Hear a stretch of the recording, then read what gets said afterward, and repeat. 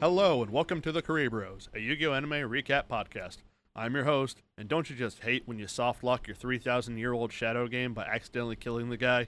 I'm Phoenix. Joining me, my co-host, he doesn't know I'm using magic to hide a bear trap right in front of him. It's Andy. How you doing, Andy? Oh man, I have a problem with that too. Actually, Is it because there's no bears? You know, of all the things I had thought about, that wasn't one of them. He's like, oh yes, I've got this bear trap for him. I'm like, the fuck is a bear? I was like, I don't think bears inhabit the ancient Egypt. No, I don't. Why would you need? Actually, you know what? I'm gonna Google right now. Bears in Africa. Oh no, we're already No bears. digress. Hang on a second. Atlas bear is a subspecies that once inhabited the Atlas Mountains of North Africa. It was hunted to extinction. Like most things in the world. There's an extinct genus of bear that was millions of years ago with fossils in sub-Saharan Africa. But there are currently no modern bears in Africa. None that would be constitute a bear trap in 5,000 years ago. Absolutely in not. dark shadow game times. Nope. What's interesting is it's the world of Yami's memories, but he wasn't around for the How do you remember the parts you battle. weren't there for? It's like that's kind of the thought here. Like, how was he around for the Dark Magician fight and the all of the parts of Bakura plotting? Is it a world of both of their memories? I would have to assume Because we that are just following these two, mostly. well, at this point, until we're following not to other get into spoilers. people. But that's also like, yeah. So I guess it is just kind of one giant game board. Yeah. But hi, we're the Kuribros. Welcome to episode 48, where we talked about last episode beginning the Dawn of the Dual Millennium World arc, and we're getting into a lot of different things this arc. We get to the Dark Magician origin story. We get to the Blue Eyes White Dragon origin story, where there is including one blue-eyed white woman. And then Bakura does a lot of fuck shit, and the anime goes into a jumbled mess compared to what the manga is. Not necessarily in a bad way, but I'm so confused on why they decided to lay it out this way. I really and I'll hope the talk about manga that as we explains get in. the time thing. Not only does it explain the time thing, it gives more explicit detail than why they did it in the anime, and this is one of the things that actually pissed me off. Good, because I'm confused. And I have to see if like they'll reveal it later, but the way they have it now, I really fucking hate it. So yeah, these are the things that I kind of want to go into as we go on, but I will kind of go off by saying it is the anime is not doing as much justice to the story as I had hoped it would. It's not doing terribly, but it is like, I don't know, I guess my expectation because my main memory of this story is in the manga rather than the anime, because I indulged in that more than the anime at the time. But this isn't doing the right justice I feel it is, and I feel like there's some unnecessary filler for I don't even know what reason, because it doesn't really it stops the pacing completely. So we'll kind of get into that. But first, we'll have to start by getting into the origins of the Dark Magician, as Mahad's going to be facing off against Thief King Bakura, as opposed to modern day Bakura. I guess that's how we'll make that distinction. We do see some modern Bakura in these episodes. We do, and you know what the thing is? Modern Bakura plays such a bigger role in the manga too, because if many of you might remember, he put imbued a little of himself inside the Millennium Puzzle, so he follows like the crew, the gang who are in the Millennium Puzzle looking for Yami. So he has a lot more to do, where in the anime it seems like he's a part of the Thief King Bakura, like he goes back with him. So why? I don't know. So we'll kind of get, I guess, more into that as we go on, but that's where we kind of left off with everything, and we're starting up again. Yeah, I'll start us up. Yeah. Covering episode 204, which is chapters 292 to 294. The episode opens up with Thief King Bakura having just been trapped in the Pharaoh's tomb, which is what we think it is, with Mahad, because that's what he said he was going. The guards outside the tomb erect a tablet above it and say that once a Ka appears in the tablet, they've been ordered to seal the tomb for eternity. And they do not elaborate on how, considering they already sealed it up with a bunch of rocks. And then they go to engage in battle with Bakura's entourage of freaks, the strange ring wraith looking guys who follow him around. Yeah, who are anime only. Anyway. Yeah. Inside the tomb, Bakura and Mahad are facing off across a long, passageway over a bottomless pit, which is just what they put in every ancient tomb they go to in the show, I guess. Well, yeah, because down in the bottom of the pit is the shadows. Oh, enter the shadows. Yeah, come on, man. Shadow Realm. There's no death. Bakura demands the Millennium Ring, and they begin their Diaha, not duel. Bakura manifests Diabound, but now it's a little more gray and has wings. It may have had wings before, I don't remember. I think it just kind of floated naturally. No, it did. I think it somewhat had wings, or it grew to have wings. I think it's eventually. sharper wings now. They used to be feathered. Yeah, there's something about them Yeah. that are different. Bakura says that Diabound is evolving as his hatred increases. So, yay, it's a Digimon. Mahad summons Illusion Magician, which looks like Dark Magician, except it has shadows where its face should be, and the skin of its hands is like a gray-blue instead of a healthy skin tone of not a corpse. Diabound's snakehead tail tries to attack the magician, but it evades him before counterattacking.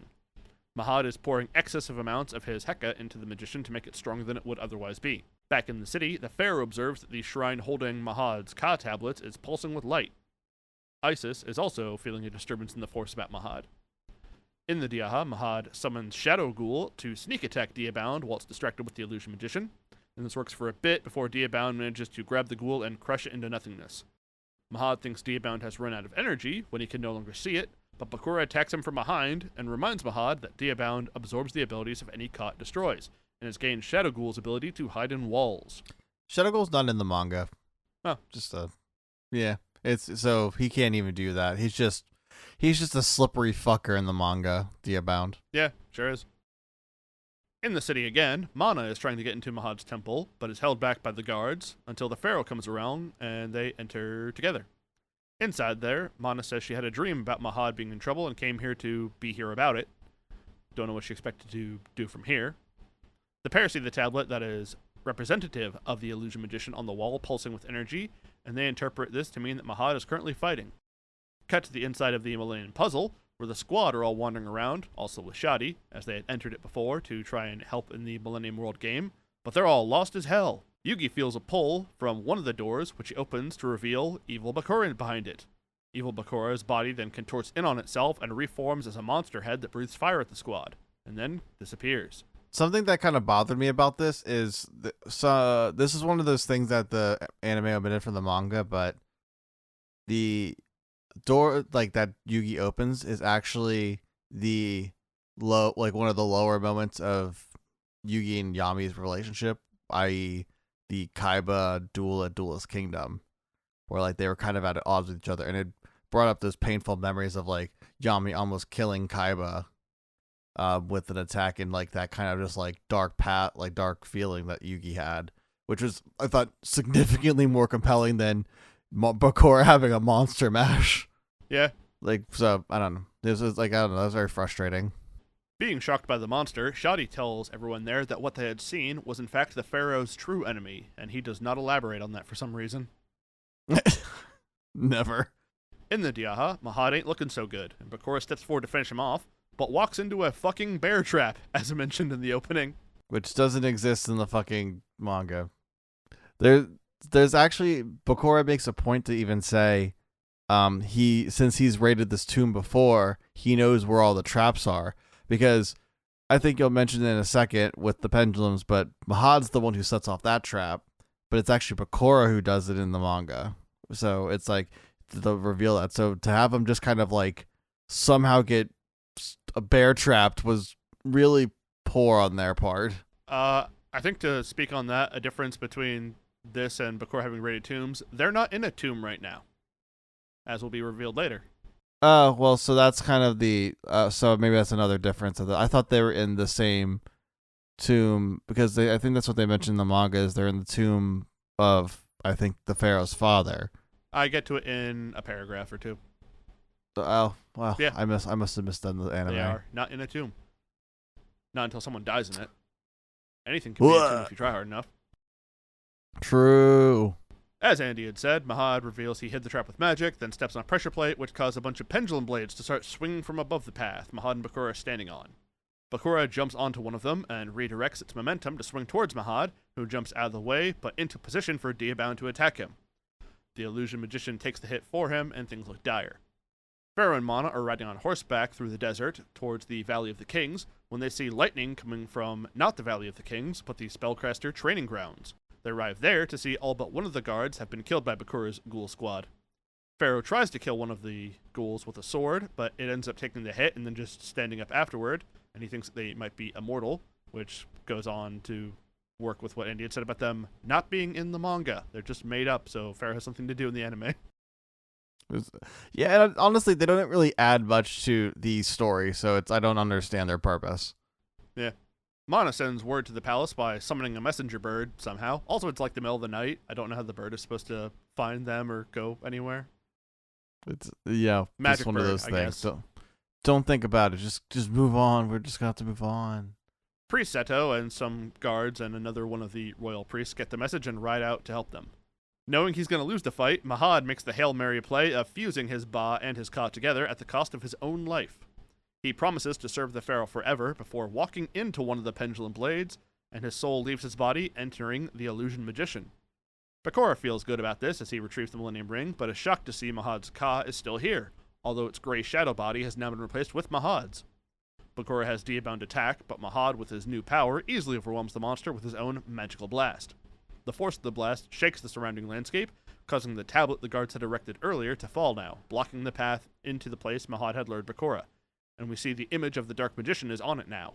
As dawn rises, the royal priests arrive to see the tablet, and the pharaoh hears Mahad's promise to serve him forever in his head, understanding that this is how his most trusted ally, the Dark Magician, came to be.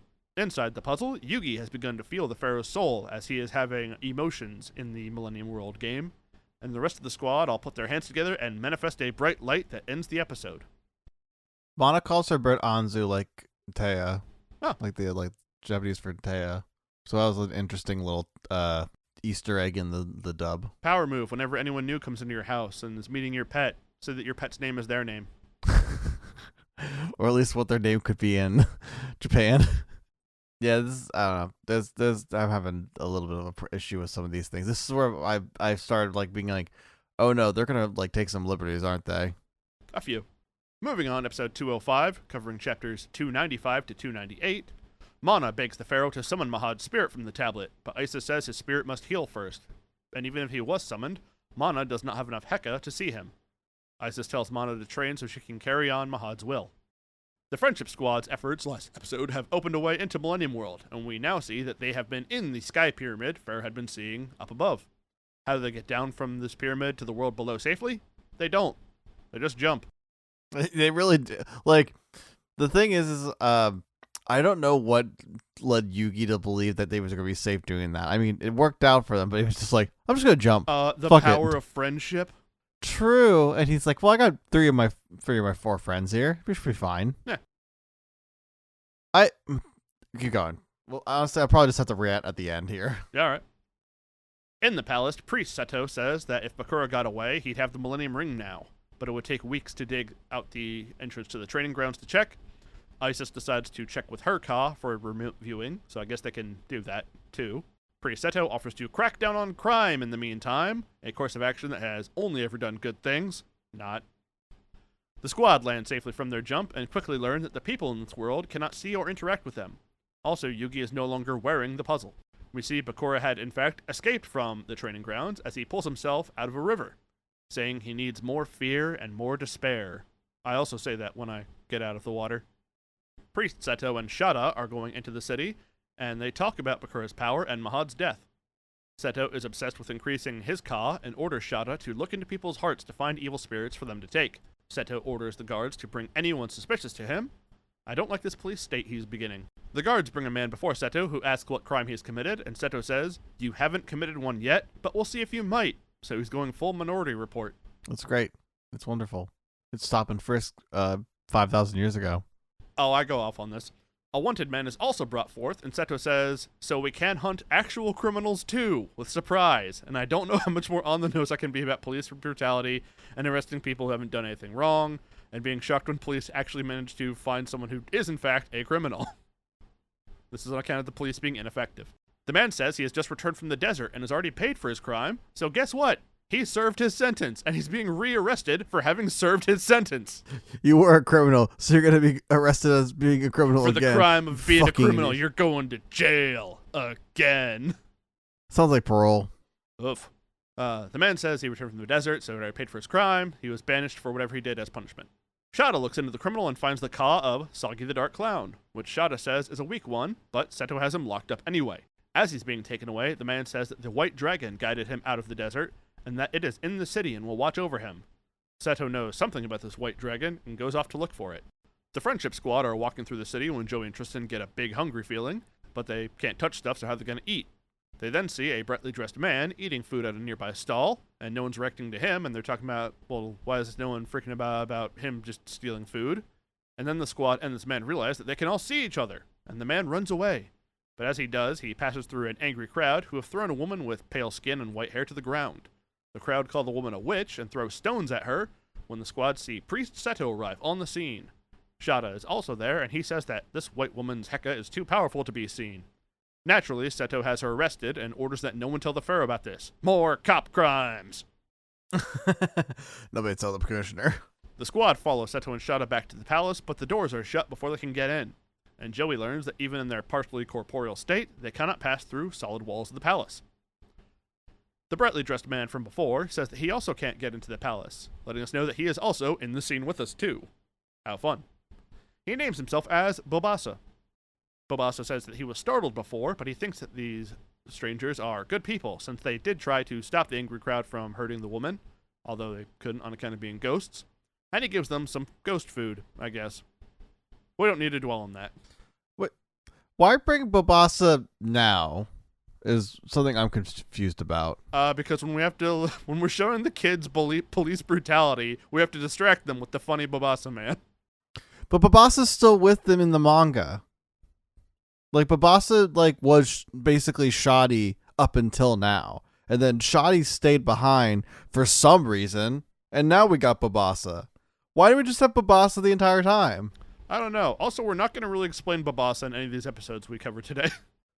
No, we're not. It's like, he's just there. Why even put him in the fucking show if you're not going to do the whole reason the purpose he's actually there for? I'm pretty sure we and, justify his... But, I don't get it. He makes perfect sense for why he's there, and now we're just, we're going to put him in here anyway, even though we're not going to put him here for the reason he's actually in here. Yeah. I don't know. Frustrating. That night, Bakura has made his way back to the palace for another attack, and reveals to the audience that now that he has the Millennium Ring, Diabound is able to make him invisible, and also itself invisible. Inside a temple, Priest Seto and Akhenaten talk about Seto's love of police brutality, and Akhenaten tells him, hey, cut that out. Seto says, nah, he's gonna do it anyway.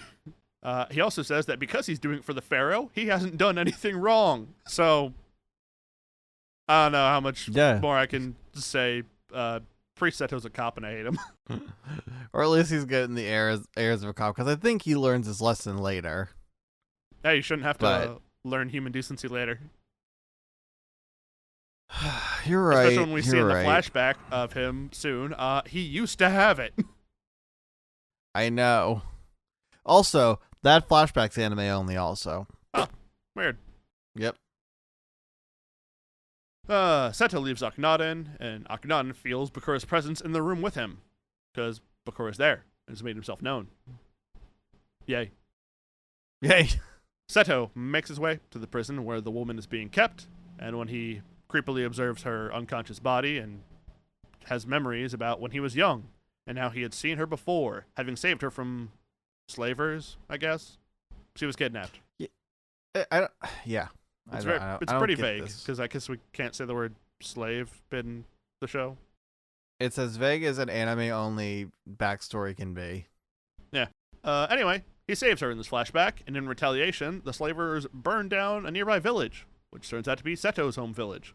But through the flames, the Blue Eyes White Dragon appears and kills the slavers. Good dragon.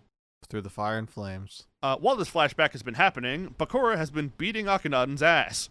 And he falls down some stairs in a way that's actually a little comical with how many times he bounces. However, he is also 1,000,000 years old, so he is really fucked up from this.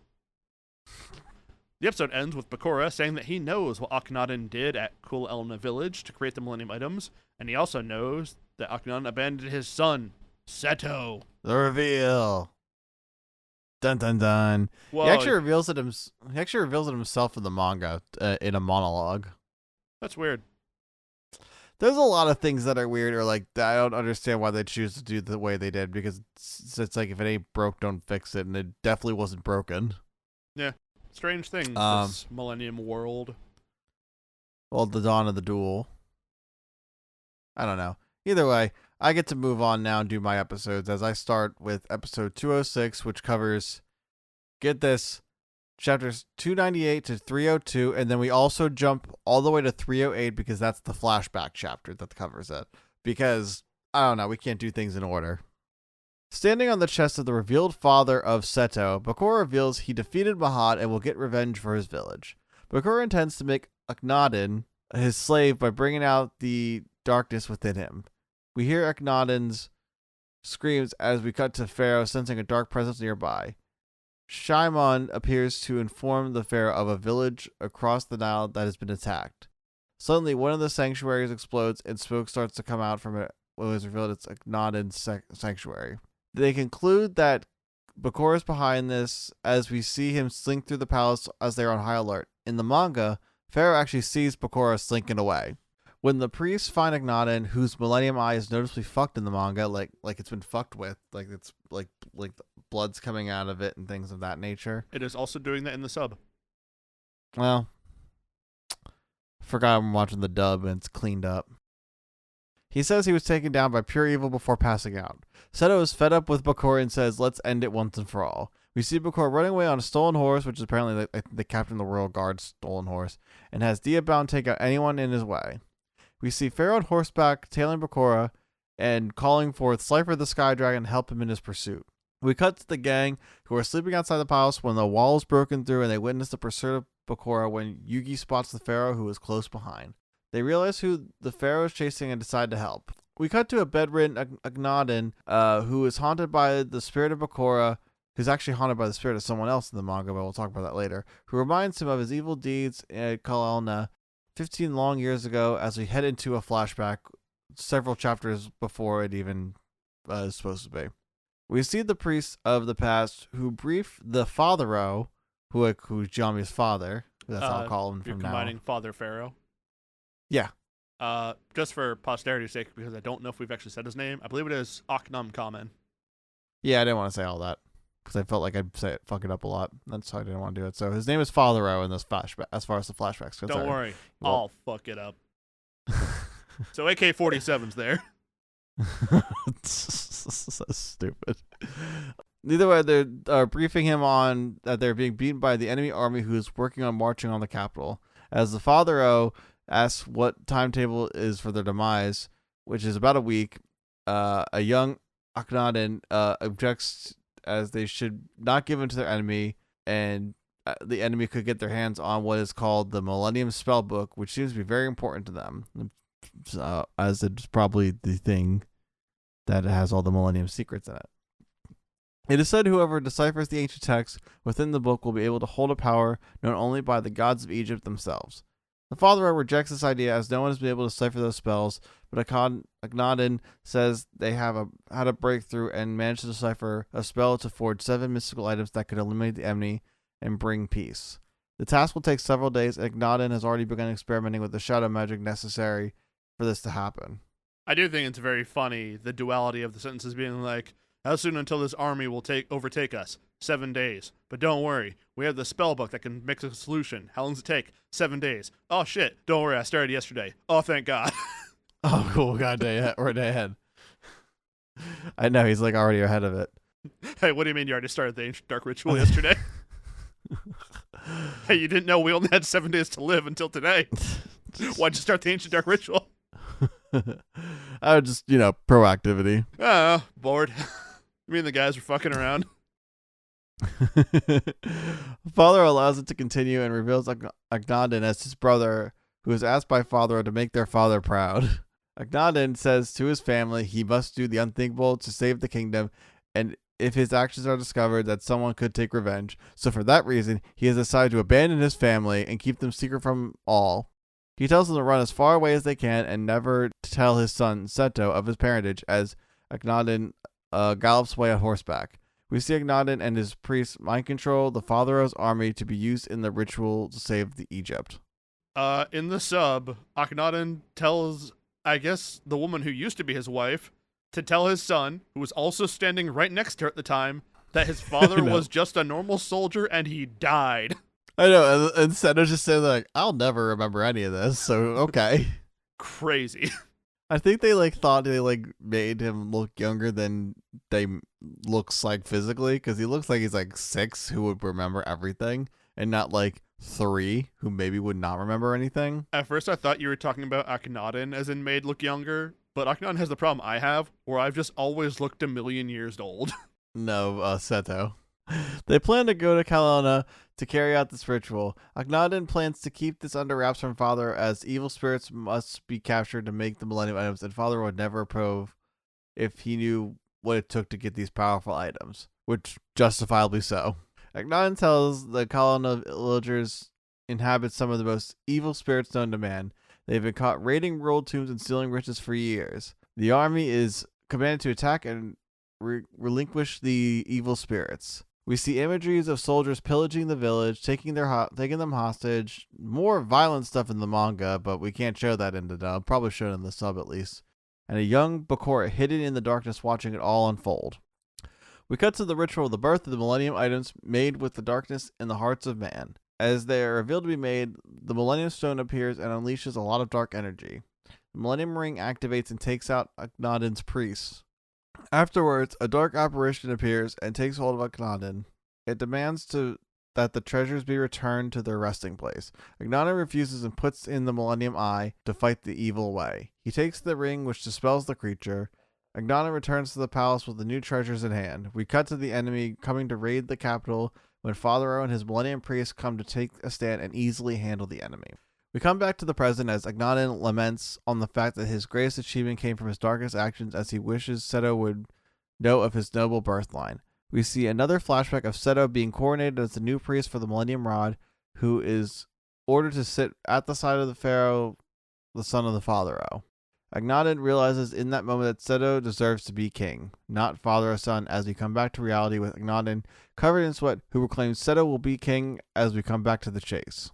Bakura decides to use Diabound's newest ability on Slifer, and Slifer returns with his own attack.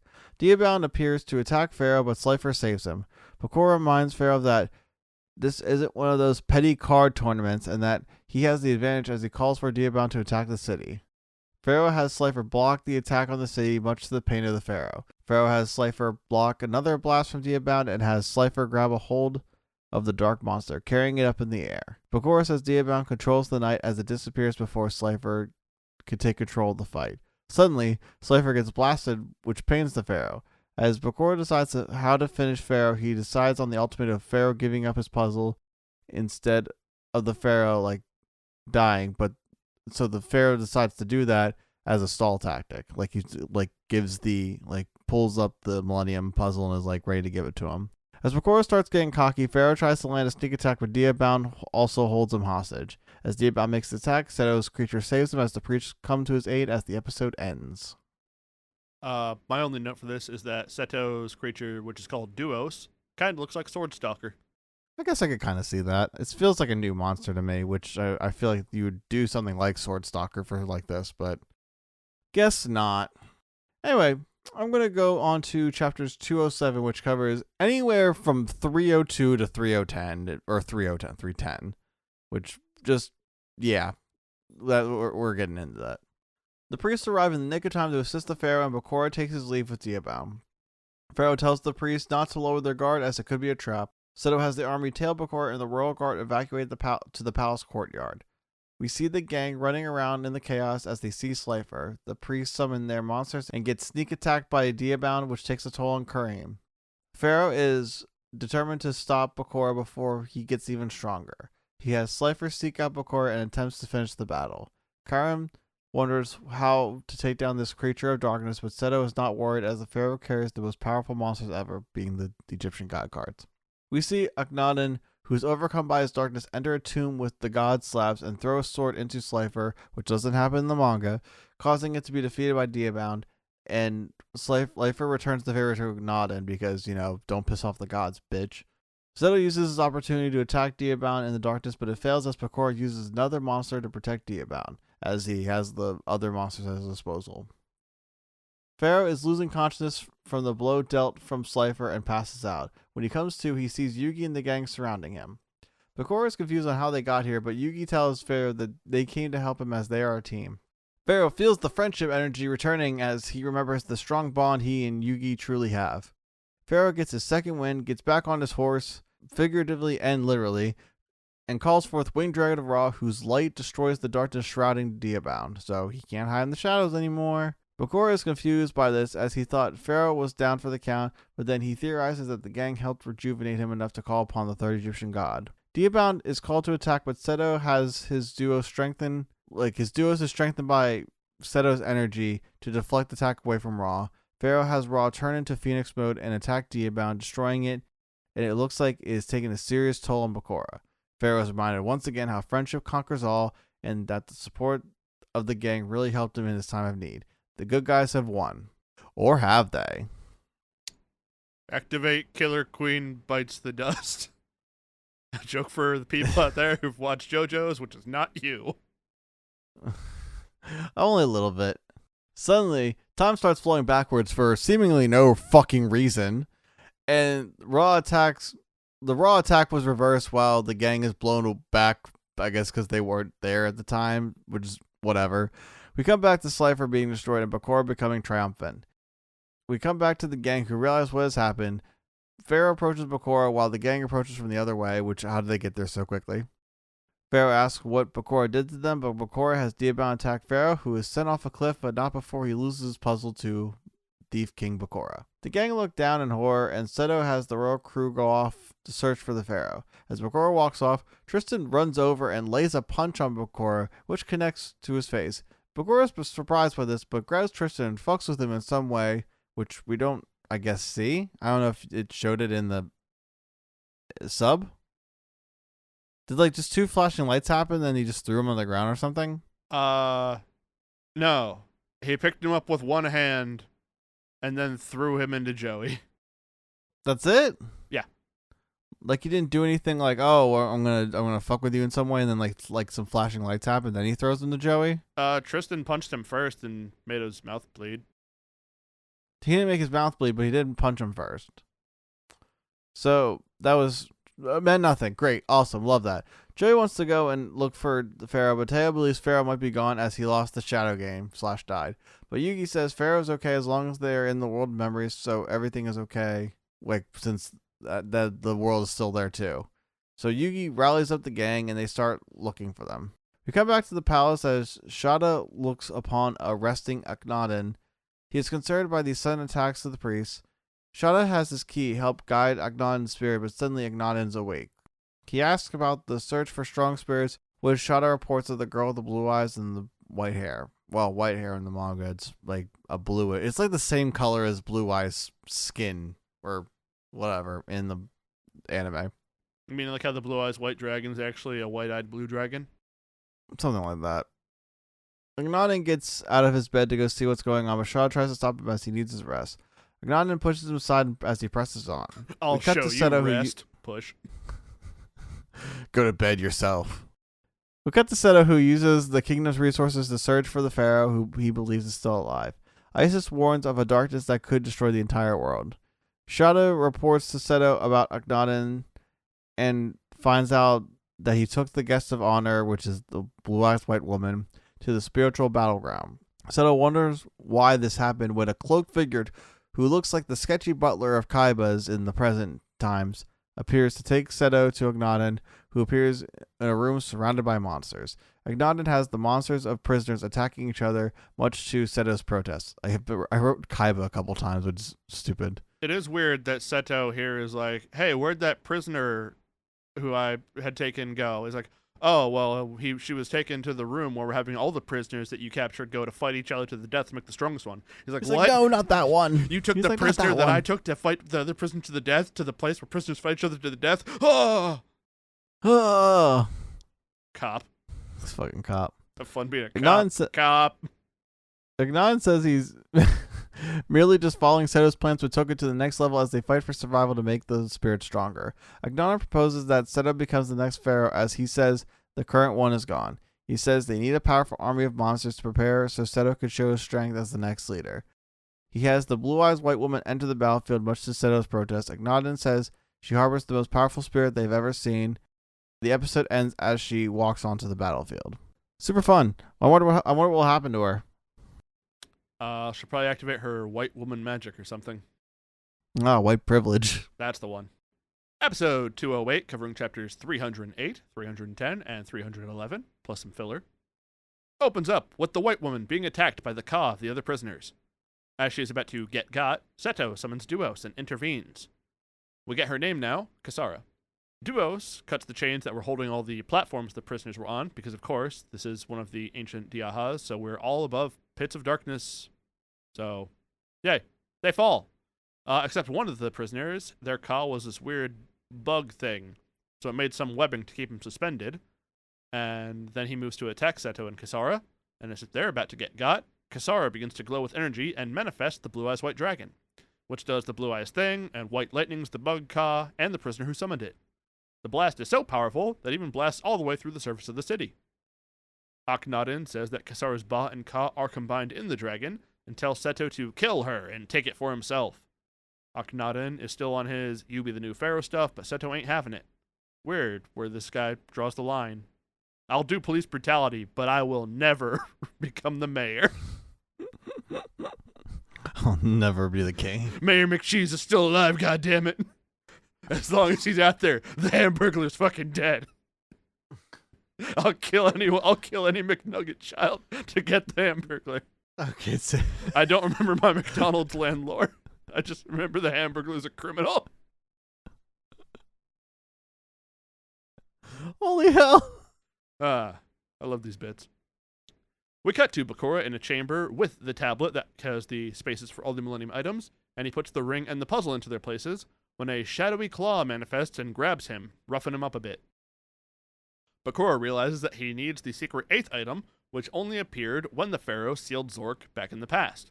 And then he figures out, wait a second, if the game is still going on, then that means the Pharaoh isn't actually dead, so we can still fix this. The squad and Bobassa find the Nile River, probably not that hard to find in Egypt on account of it being a body of water upon which a lot of civilization was crafted. And they think that the Pharaoh may have fallen into it, somehow, despite having been taken out in a canyon with no visible waterways. So they think if they follow it, they'll find the Pharaoh. But little do they know, Bakura's hench freaks are following them. On the shore of the river, Mon is practicing magic by levitating a fish. The squad stumble upon her and learn that she can also see them, and Bobassa. They do not elaborate on why.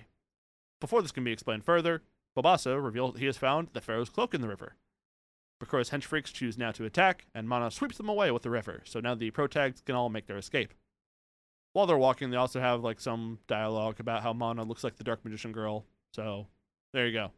We're being overt about who these people are. Pharaoh has managed to pull himself into a riverside cave, where he is having a trauma flashback, trying to figure out what the truth is about the Millennium items and himself. He remembers more about his early life, recalling his father caring for him, and also he remembers a specific instance wherein his father took him into a temple, where his father begged the gods to not punish his son for the crimes the father had committed. Pharaoh is pulled from this memory by the arrival of a man wearing a golden nemes and mask.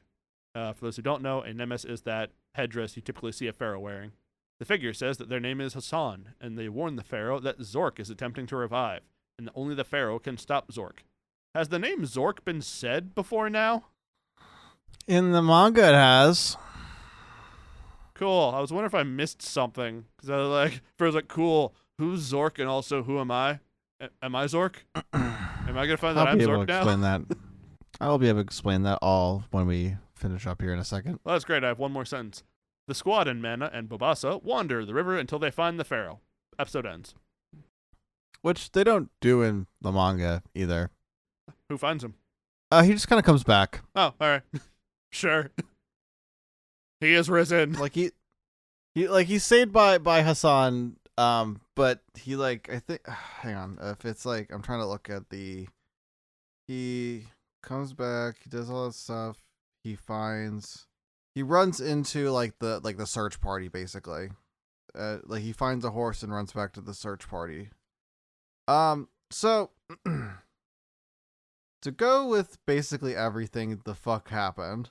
So Akhenaten is not haunted by Thief King Bakura in his time of darkness. He's actually haunted by himself. Oh. Like a more present, rotted away version of himself, or like the representation of darkness. It is him after he made a contract with the shadows, which changed his physical form. And he turns into Zork. Oh. And it is revealed that the world that they're in is made of not only his memories, but the Pharaoh's memories, but his memories too. Well, and that does make sense for when he was doing the Diaha with Mahad then, for why we saw the part we weren't there for. Yeah, so that makes sense on that one, but they don't explain that in the anime. He reveals like they had a big battle, and Yami gave his life to seal his soul, like both their souls in the Millennium Puzzle, and breaking into pieces. Then when Yugi like did the puzzle again and everything, like they all awakened. So basically where their end right now is like within the Millennium Puzzle, which I think they kind of confirmed. But now that like he's with Akhenaten again, if his memories kind of regain to complete control, then he can be reborn in the modern world. Modern Bakura, or like modern Spirit Bakura, is actually like seems to be a servant of his, because he appears after revealing this, and he's all in his like cool mask here, which we'll see much later, and you know what I'm talking about. And then that's when he appears to say he is the ruler of the shadows who controls the hands of time and future and past. His name's like Zork Necrophades. Then he reverses the time and everything. So that's one big thing that he missed. And then after all that stuff happens and like gets rewinded and everything, the gang is stopped by Bakura, like the Spirit Bakura, who like basically because the purpose of the gang is to find the Pharaoh's true name, because if they find the Pharaoh's true name, that's like the big help that they'll have to win the whole thing. That's basically like Bakura Zork has become so powerful and such a threat that like the Pharaoh on his own couldn't possibly win, so he has to keep Bakura Zork's attention while the rest of the gang gets the actual objective. Exactly. And then Bakura eventually, at some point, as he's blocking the gang off, grows a he reveals that he is also Zork, like the spirit like of the Millennium Ring. Like he sealed a part of his soul not only in the Millennium Puzzle but also in the Millennium Ring, and so it's revealed that evil Bakura is Zork. So there's like multiple Zorks, but they're all multiple Bakuras, so it kind of makes sense. And then he grows like literally, fucking. That's his arm. Grows a dual disc. Oh, out of his arm. Gross. I know this isn't a visual podcast, so whoever's reading the manga along, you'll know what I'm talking about. And then, but the weirder thing is, the gang, the duelists of the gang don't like grow dual disc in that creepy way. They just appear. Well, you see, they're the good guys, and good guys can't do body horror because body horror is scary, and that makes it a bad guy thing. So, Joey tries to duel Bakura. And I guess it doesn't really work out very well for him, but it doesn't really do anything either. That's when like the Pharaoh falls and everything. Then we get the flashback chapter of everything going on. And then we start getting everything about Kisara and everything. Who, she doesn't say her name, I don't think. I might have missed it.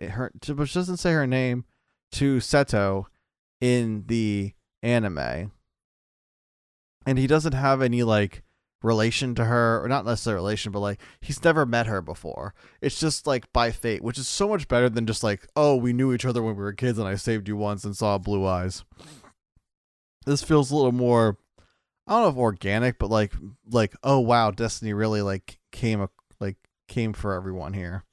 And then after like all the blue eyes white dragon stuff happens, that's when Pharaoh is it's revealed Pharaoh is saved by San.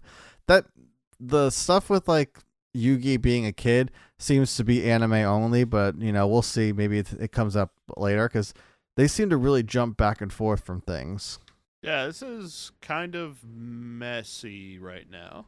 And it's kind of unnecessarily messy, and it also kind of like it takes time for other things that I don't really think it needs to take the time for. Like it spends a lot more time on Mana than any other time. Like Mana does not really get that much to do, which is fine because she's supposed to be kind of like, oh, you're the Dark Magician girl. It's fine. Like she doesn't need like a whole fucking backstory. I mean, it's fine. It is what it is. Like there's like a whole thing. I think it's in the last book I'm reading, and the other book I was reading, or the last volume. There's like a chapter where like you're kind of getting to understand the like battle system between with and like sparring with the priests. Like Yugi and Seto have like a friendly kind of match with everything. I assume you mean Pharaoh and Seto. What'd I say? Yugi. Sorry, yeah, Pharaoh and Seto. It's like Seto's like battling with some of the other priests and like obviously owning them, and then Pharaoh comes to part of it, and Seto thinks he has the win because I have the powerful monster, but Pharaoh uses Kuribo, our freaking god, and uses like a multiply and basically wins. So it's like, oh cool, like fun little interactions that also show like explore more about their characters and also kind of help you understand how battles work in this world. Great. We need to spend more time on Mana fucking doing some sort of spell and having some whimsical times, which I guess isn't not necessarily the worst thing because you are learning more about Mahad and Mana and their relationship to Pharaoh. But I don't know. It seems just a little frustrating. We're kind of just like omitting a bunch of things and like with more characters that get more screen time for characters that don't get that much storytelling time, but also aren't that impactful to the story fully. I don't know. This has kind of been a little bit of a mess as far as just like pacing goes, and I'm a little bummed by it because it's so much better in the manga. It just really is. A lot more things make sense. Well, maybe it will be better in the next episodes we cover. Yeah, I mean, it's so the thing is, it's not like it's not really bad because like everything in a way makes sense. It's not bad. You've just already seen it done better. Yeah, that's the thing. It's like, and I guess this is where everything kind of goes back to, I just want them to reboot Yu-Gi-Oh! And have the faith in Takahashi's story enough where they just do it.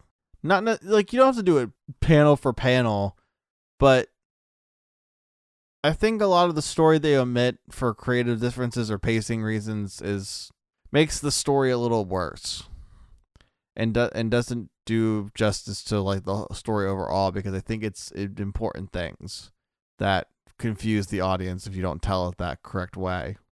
I could be wrong though. I might be very like purist in that way, but yeah, this could be a lot better, but it's not the worst thing. It's obviously better than what we were watching with like the last two arcs.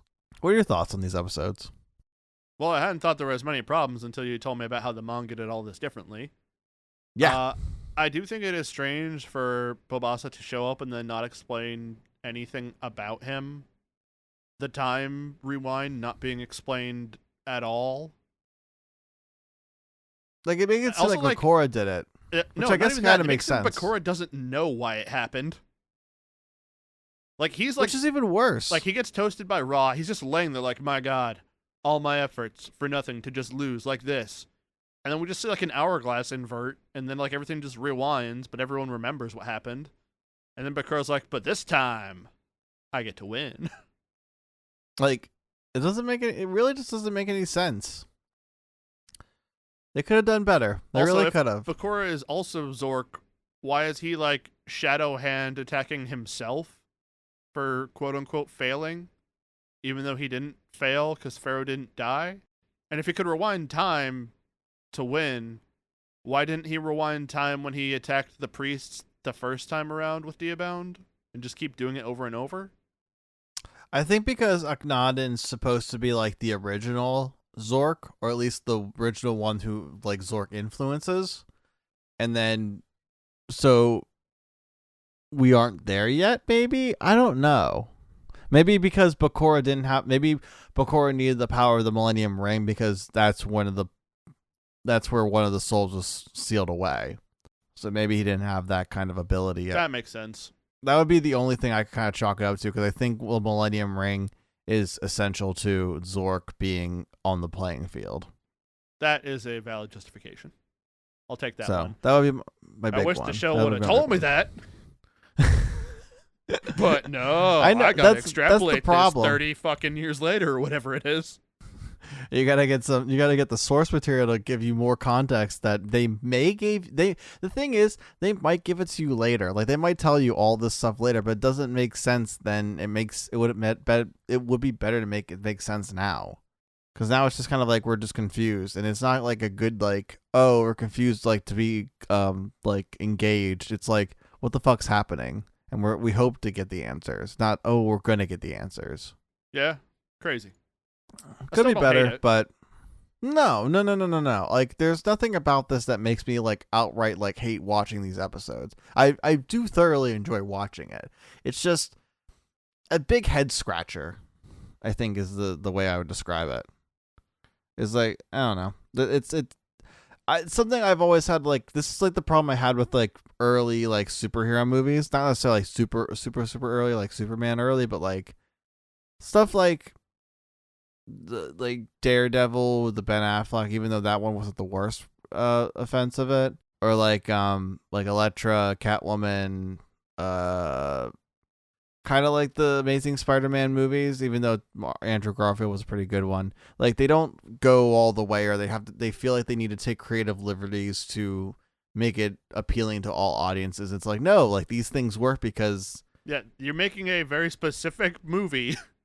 Make it for the audience who likes the thing. Don't water it down to try and get more people in. More people don't care. The freaks care. The freaks do care. The more people will just enjoy it or not. Like, that's just how things are. And the problem is like, a lot of people would like these things if they are more accessible and just shown the trust, like, and the artistic integrity to deserve. If you make something for everyone, yeah, everyone's gonna like it. No one's gonna love it. Yep. You gotta get really weird and specific to make people that invested in it. You have to be like, oh, this was made for me thing. Konami, if you do end up rebooting this, and if you are, please get us involved. I'm just kidding. I mean, it'd be nice. No, don't kid. Say it with your chest. Please get us involved. I just love to be a part of the remake of Yu-Gi-Oh! But if you guys do this, please just have faith in the heart of the cards. But in all seriousness, just in Takahashi's story, because Takahashi's story is very, very enjoyable. It's this is a very, very good shonen manga, in my opinion. Probably one of the